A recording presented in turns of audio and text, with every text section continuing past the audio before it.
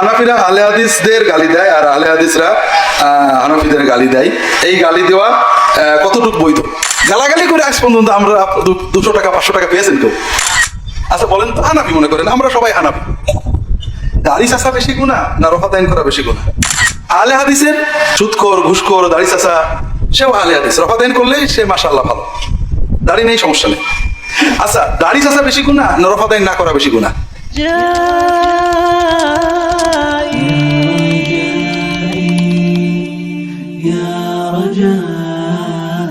আরেকটা কথা হলো, হানাফিরা আহলে হাদিসদের গালি দেয় আর আহলে হাদিসরা হানাফিদের গালি দেয়।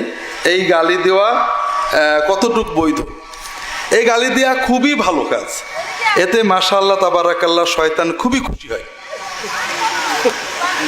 বুঝেছেন? আমরা যে গুনাহগুলো করি, কিছু গুনাহ আছে যে গুনায় দুনিয়ায় লাভ আছে, আখিরাতে শাস্তি আছে। যেমন আপনি ওজনে কম দিয়ে বা ফাঁকি দিয়ে 200-500 টাকা আদায় করে আনলেন, গুনাহ হলো না সওয়াব হলো? কিন্তু ওই 500 টাকা দিয়ে মিষ্টি কিনে তো খাওয়া যাবে, হ্যাঁ খাবে না? 1 কেজি গরুর গোশত তো খাওয়া যাবে, তাতে লাভ তো হইলো, দোজকে নাই গেলাম, দুনিয়াতে কিছু পাইলাম। আর কিছু গুনাহ আছে যেটা দোজকেও যাবো, দুনিয়ায় কিছু পাবো না, এইরকম একটা গুনাহ হলো গালাগালি করা। গালাগালি করে আজ পর্যন্ত আমরা 200 টাকা 500 টাকা পেয়েছেন কেউ? হয়েছে লাভ? কিন্তু মহা হারাম গুনার কাজ। আরেকটা জিনিস বলি, কিছু গুনাহ আছে আল্লাহ তওবা করলে মাফ করবে, সেগুলো কি? মদ খেয়েছেন, তওবা করবেন মাফ করে দেবে। আর কিছু গুনাহ আছে আল্লাহ তওবা করলেও মাফ করবে না, যার অন্যায় করেছেন সেই মানুষটা মাফ না করা পর্যন্ত। গালি হইলো এরকম গুনাহ, যারা গালি দিয়েছেন সে মাফ না করা পর্যন্ত আল্লাহ মাফ করবে না। যেটা বলছিলাম ভাইরা, তাই গালি দেওয়ার সে মদ খাওয়া বেশি ভালো না? অন্তত মাপের আশা থাকে, গালি দিলে তো মাপের আশা থাকে না। দুর্ভাগ্য যে আমরা যারা ইসলামের বেশি ক্ষতি করে, সুদখোর ঘুষখোর, আচ্ছা বলেন তো, হানাফি মনে করেন, আমরা সবাই হানাফি, দাড়ি চাষা বেশি গুনাহ না রফা দাইন করা বেশি গুনাহ? হানাফি মযহাব অনুযায়ী বলবেন, কিতাব দিয়ে প্রমাণ দিতে হবে, দাড়ি চাষা বেশি গুনাহ না রফা দাইন করা বেশি গুনাহ? হ্যাঁ, কোনো হানাফি কেতাবে নেই রফা দাইন করলে 100 টাকা গুনাহ হবে, আর হানাফি কেতাবে সব আছে দাড়ি চাষা কবিরা গুনাহ। আর আপনার মসজিদে দাড়ি চাষাও আছে, রফা দাইনও আছে, আপনি দাড়ি চাষার গালি দেন না, রফা দাইনের গালি দেন,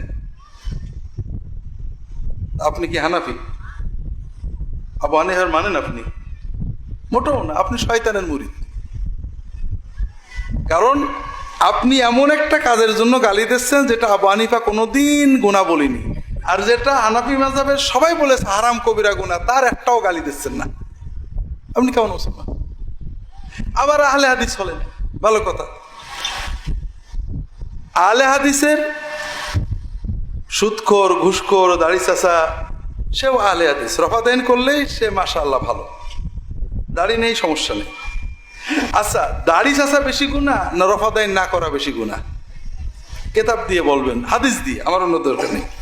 হাদিসে রফা দাইন না করলে কোনো আপত্তি করা হয়নি, কোনো হাদিসে নেই নবীজি রফা দাইন না করলে বলেছেন তুই করলে না কেন, কোথাও নেই। কিন্তু দাড়ি না রাখলে নবীজি সাল্লাল্লাহু আলাইহি ওয়াসাল্লাম তার দিকে তাকাননি, কথাই বলছে, এত ঘৃণা করেছেন। তাহলে আপনি কেমন আহলে হাদিস যে দাড়ি চাষা লোকের কিছু বললেন না, আর রফা দাইন না করলে বললেন তোর নামাজ হলো না? এটা কেমন আহলে হাদিস হলাম?